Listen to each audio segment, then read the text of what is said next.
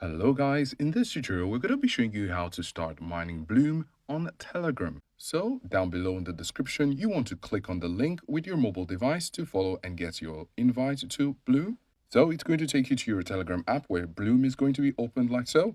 And all you need to do is to click on Launch Bloom. And here you can see here / Start Bloom. You're going to tap on it. And then you're going to have the prompt to launch Bloom. Now as you can see, my Bloom app is open and it's already started farming. If this is not happening for you, you can simply go ahead and tap on the start farming and it's going to start farming for you. However, if you're running into any challenges, such as some message from Bloom saying that you're currently not on the wait list or the wait list is paused, all you need to do is to come back again and follow the link at another time where Bloom will be accepting more users. This could be anytime and every time. So you want to follow these steps in order to start mining Bloom on Telegram.